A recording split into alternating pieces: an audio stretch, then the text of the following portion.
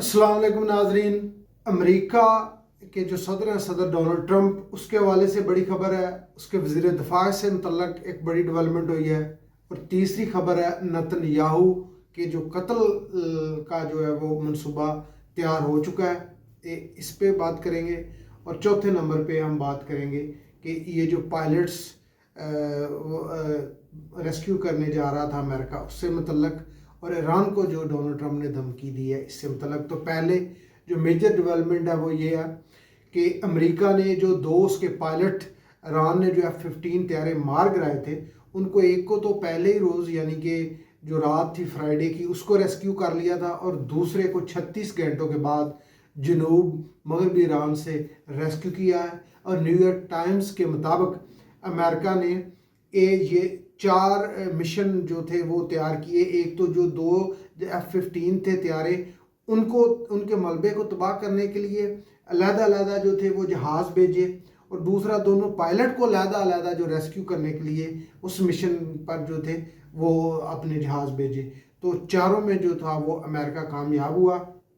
क्योंकि जो मलबे वाले थे उनको इसलिए इन्होंने तबाह किया कि वो कहीं RIGC जो ईरान के रेवोल्यूशनरी गार्ड्स हैं, पाकिस्तान इनकलाब, उनके हथे ना मलबा चढ़ जाए और उसमें स्पानेज, इलेक्ट्रॉनिक स्पानेज, जिसको जासूसी भी कहा जा सकता है, कि उससे इनकी टेक्नोलॉजी उनको हदफ बनाना और रडार सिस्टम में कोई इस तरह की चीज़ें इंडक्ट ना कर ले ईरान, तो जो F-15 है उसको मज़ीद अच्छे तरीके से जो था वो निशाना ना बना सके, इसलिए अमेरिका ने तबाह किया। और दूसरा जो रेस्क्यू होने वाले पायलट हैं उनको सबसे ज़्यादा जो मदद इसलिए मिली कि उनका जो कम्युनिकेशन सिस्टम था वो रिस्टोर था, बहाल था, कि जब जहाज़ों को निशाना ईरान ने बनाया तो उन्होंने छलांगे लगाई अपने F-15 तैयारों से, तो लैंड करते वक्त तक उनका जो वेपन सिस्टम था यानी कि उनके हथियार जो थे वो भी फंक्शनल थे, और उनका कम्युनिकेशन का सिस्टम भी बहाल था, और जिस वजह से अमेरिकी फोर्सेस को आसानी हुई उनको ट्रेस करने में, उनको रेस्क्यू करने में। तो अमेरिका ने, न्यूयॉर्क टाइम ने यह भी बताया कि जो ब्लैक हॉक हेलीकॉप्टर भेजा था अमेरिका ने रेस्क्यू करने के लिए, फिर उसको ईरानी जो सिक्योरिटी फोर्सेस थी उन्होंने निशाना बनाया, तो वो उसमें उसको नुकसान तो काफ़ी पहुंचा, लेकिन उसकी जो उड़ान थी वो जारी रही, और उसमें जो अमेरिकी फ़ौजी थे वो ज़ख्मी हुए, लेकिन जो ब्लैक हॉक हेलीकॉप्टर था वो अपना जो हदफ था यानी कि लैंड करने का, वहाँ तक आसानी से उड़ान के ज़रिए पहुँच गया और उसको कोई नुकसान नहीं हुआ। आगे आपको बताएं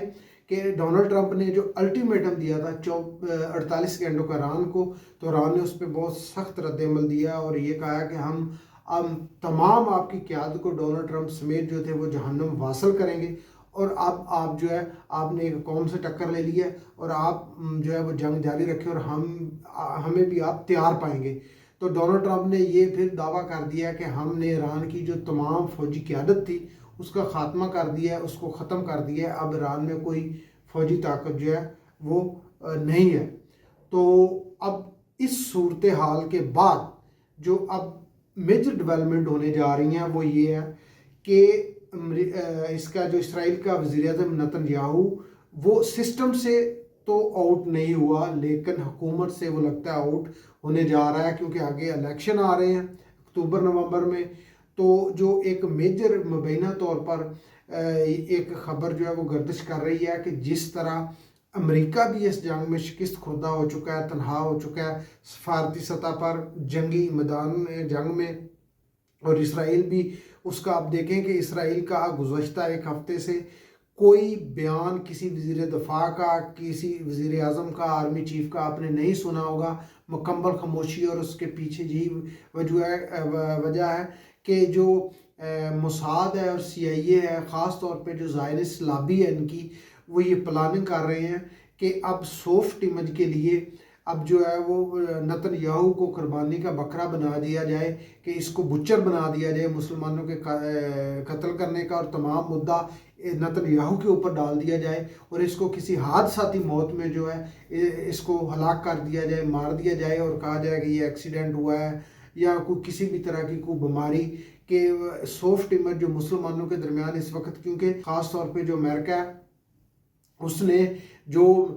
اپنے اتحاد بنایا ہوا تھا عرب ممالک سے، خلیجی ممالک سے، اس کا بھی اعتماد اٹھ گیا کیونکہ اب ان کو پتہ چل چکا ہے کہ امریکہ کا صرف اور صرف مشن اسرائیل کو ریسکیو کرنا ہے، نہ کسی خلیجی ممالک عرب ممالک کو ریسکیو کرنا، نہ کسی نیٹو کے اتحادی کو. صرف ان کا ایک ہی ایک ہدف اور تعلق ہے سیکیورٹی کا، سفارتکاری کا، فنانس کا، وہ ہے اسرائیل کے ساتھ. تو اب یہ چیزیں کاؤنٹر پروڈکٹیو ہوں گی مستقبل میں، آنے والے وقت میں اسرائیل کے لیے، کیونکہ اب حزب اللہ، حماس، ایران اور یہ تو مسلح جدوجہد کر رہے ہیں اسرائیل کے خلاف. اور جو نیٹو کے تحتی ہیں، خاص طور پر یورپی یونین کے ممالک، وہ سفارتی سطح پر اسرائیل کا بائٹ کاٹ کرنے کا سوچ رہے ہیں. اس میں یہ جو تحریک ہے وہ زور پکڑ رہی ہے، تو اسرائیل ایک تنہائی میں جا رہا ہے. تو اب اس سچویشن سے نکلنے کے لیے امریکہ کو ایران سے ڈیل چاہیے، فیس 7 چاہیے، ایک فیس ایگزٹ چاہیے، اور اسرائیل کو اس بحران سے، جو سیکیورٹی کا اسرائیل کے لیے بحران پیدا ہوا ہے، اب وہ ہو سکتا ہے کہ نتن یاہو قربانی کا بکرا بنائے اور بچر اور کلر آف ہیومینٹی قرار دے کر اس کو قتل کر دے، اس کو ہلاک کر دے، اور بعد میں جو ہے وہ آہستہ آہستہ پھر سٹیبل ہو پولیٹیکلی، ملیٹریلی، اور جو مسلح جو جدوجہد اس کی جاری ہے مسلمانوں کے خلاف، مسلمان ممالک کے، اس کو جاری رکھ سکے. لیکن ایک وقت تک جو ہے وہ چیزوں کو کنٹرول کرنے کے لیے ایک پاز لیا جائے. یہ جو صورتحال مشرق وسطیٰ میں بنی ہوئی ہے، تو یہ میجر ڈیولپمنٹ تھی. آگے آپ کو بتائیں کہ جو ڈونلڈ ٹرمپ ہے، اس کے برے دنوں کا بھی آغاز ہو چکا ہے. جو ہاؤس آف ریپریزنٹیٹو امریکہ کا ایوان زیری، وہاں ایک قرارداد پیش کر دی گئی ہے اس کے مواخذے کے لیے کہ یہ امریکہ کو ایک جنگ میں دھکیل رہا ہے جو امریکی عوام یا نیشنل انٹرسٹ کے خلاف ہے. اور نانسی پیلوسی جو سپیکر ہے ہاؤس آف ریپریزنٹیٹو کی نمائندگان کی، تو اس نے وہ ریسیو بھی کر لی قرارداد، اور اس میں درجنوں جو ارکان ہیں ان کے سائن بھی ہو چکے ہیں. اور اس کے مرحلے کے بعد ایوان زیری سے وہ ہاؤس اپر ہاؤس میں جائے گی، یعنی کہ سینٹ میں پیش ہوگی. اور اس سے آگے آپ بتائیں کہ یہ جو ملا ہیں، کسی بھی مذہب سے ان کا تعلق ہو، تو ان کو کس طرح استعمال کرتی ہے اسٹیٹ یا اس کے جو قیادت ہوتی ہے وہ. تو اب جو ڈونلڈ ٹرمپ کے وائٹ ہاؤس میں جو فیتھ ایڈوائزر ہے، اس نے بھی توبہ نوز باللہ ٹرمپ کو کہا کہ آپ یہ جنگ جیت جائیں گے، کیونکہ حضرت عیسیٰ علیہ السلام کے بعد آپ جو ہے وہ ایک بڑا مقام رکھتے ہیں. توبہ نوز باللہ. یہ پاکستان میں بھی ملا اسی طرح کی فتوے اور اسی طرح کی باتیں کرتے ہیں. تو ادھر بھی آپ دیکھیں کہ یہ جو مذہبی ملا ہیں، ان کو کیسے ہتھیار کے طور پر یہ قیادت جو ہوتی ہے، یہ جو حکمران ہے، اور مشکل وقت میں کس طرح استعمال کرتے ہیں. اور اس سے آگے آپ کو بتائیں کہ خاص طور پہ جو امریکی وزیر دفاع ہے پیٹ ہیگسیت، اس کے جو مشکل دن ہے، برے دن ہیں، ان کو تو بہت ہی تیزی سے آغاز ہو چکا ہے، کیونکہ اس کو ایک سینٹ کی جو ہیئرنگ تھی ڈیفنس کی کمیٹی کی، اس میں وہ پیش ہوا ہے. تو بہت تلخ جو تھے وہ سوال ہوئے ہیں. سینیٹر ہے ٹم کان، انہوں نے اتنے اس سے تلخ سوال کیے کہ اس کا ماضی بہت داغدار ہے. جو پیٹ ہیگسیت ہے، یہ ایک نجی ٹی وی میں پروگرام کرتا تھا، وہاں سے یہ وزیر دفاع بن گیا. تو اس کے اوپر الزام تھا کہ یہ مسلمانوں کا قتل عام کرنا چاہتا ہے. تو اس سے متعلق پھر سینیٹر جو ٹم کان تھا، اس نے ہیئرنگ میں اس سے پوچھا کہ آپ ایک شراب پی کر یا پینے کے لیے ایک بار میں گئے، وہاں آپ نشے میں دھت ہو کر مسلمانوں کے قتل عام کے لیے نعرے لگاتے رہے، اکساتے رہے. تو اس نے پھر، کیونکہ اس کو ڈر تھا، خوف تھا کہ کہیں اب جو ہے وہ مجھے سٹیپ ڈاؤن نہ ہونا پڑے، یا مجھے یہ وزارت چھوڑنی نہ پڑے اس بحران میں، کیونکہ جو فوجی بحران امریکی وزیر دفاع نے پیدا کر دیا افسران کی کھاڑ پچھاڑ کا، اور اس کے بعد میں بھی چلا جاؤں تو جو ریپبلکن پارٹی اس کے لیے بڑی مشکلات ہو سکتی ہیں. تو اس نے ان سے تو صاف انکار کیا. لیکن جو امریکی دفاعی تجزیہ کار ہیں، وہ بھی یہ سارے تقریباً اس میں متعدد جو ریٹائرڈ افیسر ہیں، جرنیل ہیں، تجزیہ کار ہیں، وہ یہ بات کر رہے ہیں کہ یہ جو درجن سے زائد جو U S army chief of staff ہے، جنرل گرینڈ جارج، اس سمیت جو جن کو فورسلی ریزائن کرنے کا، استعفیٰ کرنے کا کہا گیا ہے، وہ اس کے پیچھے یہ وجہ ہے کہ یہ جو وزیر دفاع ہے پیٹ ہیگزت، اس نے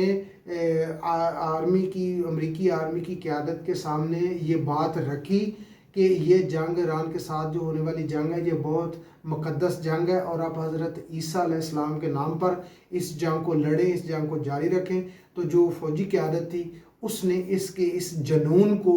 مذہبی جنون کو، جنگی جنون کو، وزیر دفاع کے کو جو تھا وہ ڈینائی کیا، انکار کیا، ماننے سے انکار کیا۔ تو اس حوالے سے اس نے جو موجودہ آرمی چیف تھا جنرل گرینڈ جارج، اس کو نکالا، اس کے جو ہم خیال جنرل تھے ان کو، سینئر جنرل کو جو درجن سے زائد ہے ان کو سروس سے فورسلی جو تھا وہ آؤٹ کر دیا۔ تو یہ ایک کہہ لیں کہ آپ کو آنے والے وقتوں میں،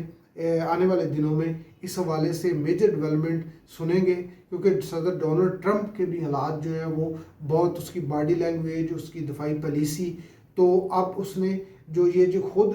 میڈیا پہ تو نہیں آ رہا، اب 48 گھنٹے گزر چکے ہیں، اس کے F-15 جو 5th جنریشن اس کے جنگی جہاز ہیں وہ 2 تباہ ہوئے ہیں پہلی دفعہ، تو ابھی تک وہ میڈیا کے سامنے نہیں آیا۔ حالانکہ وائٹ ہاؤس میں اس نے یہ جو پائلٹ کو ریسکیو کرنے کا مشن ہے جہاں F-15 کو تباہ کیا گیا، اس کے ملبے کو یہ سارا مانیٹر کر رہا تھا باقاعدہ، لیکن ابھی تک وہ جو کہہ لیں کہ نہ ہی اس کے ویکینڈ کا پتہ ہے، کہ وہ پہلے تو خبر آ جاتی تھی کہ وہ جو ہے وہ کیلیفورنیا میں چلا گیا اپنے رہائش پر ویکینڈ منانے کے لیے، لیکن اب اس کے ویکینڈ کا بھی نہیں پتہ، اور اب میڈیا کو بھی نہیں پتہ کہ اس نے کب میڈیا پہ آ کے اس سے متعلق جو ہے وہ کوئی میڈیا ٹاک کرنی ہے، صحافیوں سے بات چیت کرنی ہے۔ تو یہ تھی میجر ڈیولپمنٹ، خبریں، اپڈیٹس، اور اگر آپ کو ہمارا تجزیہ اور خبریں اچھی لگیں تو چینل کو شیئر اور سبسکرائب ضرور کریں۔ اب تنویر طاہر کو اجازت دیجیے، اللہ حافظ۔